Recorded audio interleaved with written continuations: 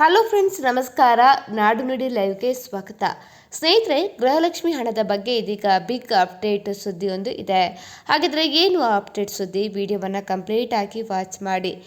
ಫಲಾನುಭವಿಗಳ ಬ್ಯಾಂಕ್ ಖಾತೆಗೆ ಜಮೆಯಾಗುವಂತಹ ಗೃಹಲಕ್ಷ್ಮಿ ಸಹಾಯಧನ ಹಣವನ್ನು ಖಾಸಗಿ ಫೈನಾನ್ಸ್ ಮತ್ತು ಮೈಕ್ರೋ ಫೈನಾನ್ಸ್ ಸಂಸ್ಥೆಗಳು ಹಳೆಯದಾದ ಸಾಲ ಬಾಕಿಗೆ ಬಲವಂತವಾಗಿ ಕಡಿತ ಮಾಡ್ತಾ ಇರುವ ವಿರುದ್ಧ ಸೂಕ್ತ ಕ್ರಮ ಕೈಗೊಳ್ಳುವಂತೆ ಮುಖ್ಯಮಂತ್ರಿ ಸಿದ್ದರಾಮಯ್ಯ ಸೂಚನೆ ನೀಡಿದ್ದಾರೆ.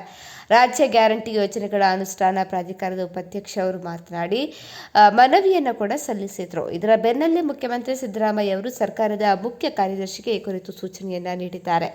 ಜೊತೆಗೆ ಮುಖ್ಯ ಕಾರ್ಯದರ್ಶಿ ಹಾಗೂ ಗೃಹ ಇಲಾಖೆ ಅಪರ ಮುಖ್ಯ ಕಾರ್ಯದರ್ಶಿ, ನಗರಾಭಿವೃದ್ಧಿ ಇಲಾಖೆ ಅಪರ ಮುಖ್ಯ ಕಾರ್ಯದರ್ಶಿ, ಎಲ್ಲ ಜಿಲ್ಲಾಧಿಕಾರಿಗಳು ಇದೀಗ ಸಿಇಒಗಳಿಗೆ ತುರ್ತು ಕ್ರಮಕ್ಕೆ ನಿರ್ದೇಶನ ಕೂಡ ನೀಡಿದ್ದಾರೆ.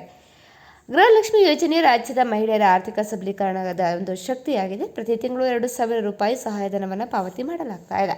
ಇತ್ತೀಚೆಗೆ ಫಲಾನುಭವಿಗಳ ಬ್ಯಾಂಕ್ ಖಾತೆಗೆ ಜಮೆಯಾದ ಗೃಹಲಕ್ಷ್ಮಿ ಹಣವನ್ನು ಖಾಸಗಿ ಫೈನಾನ್ಸ್ ಸಂಸ್ಥೆಗಳು, ಸ್ತ್ರೀ ಸಂಘಗಳು ಸಾಲದ ಬಾಕಿ ಅಥವಾ ಬಡ್ಡಿ ಅಂತ ಹೇಳಿ ಬಲವಂತವಾಗಿ ಕಡಿತಗೊಳಿಸ್ತಾ ಇದೆ. ಇದಕ್ಕೆ ಕಡಿವಾಣ ಹಾಕಬೇಕೆಂದು ದಿನೇಶ್ ಗೂಳಿಗೌಡ ಅವರು ಪತ್ರವನ್ನು ಬರೆದು ಮನವಿ ಮಾಡಿದರು. ಈ ಬಗ್ಗೆ ಇದೀಗ ಸಿದ್ದರಾಮಯ್ಯ ಅವರು ಕಟ್ಟುನಿಟ್ಟಿನ ಸೂಚನೆಯನ್ನು ಕೂಡ ನೀಡಿರುವಂಥದ್ದು. ಸ್ನೇಹಿತರೆ, ಈ ಬಗ್ಗೆ ನಿಮ್ಮ ಅನಿಸಿಕೆಯನ್ನು ಕಮೆಂಟ್ ಮಾಡಿ ತಿಳಿಸಿ. ಅದೇ ರೀತಿ ನಮ್ಮ ಚಾನೆಲನ್ನು ಕೂಡ ನೀವು ಸಬ್ಸ್ಕ್ರೈಬ್ ಮಾಡಿಕೊಳ್ಳಿ.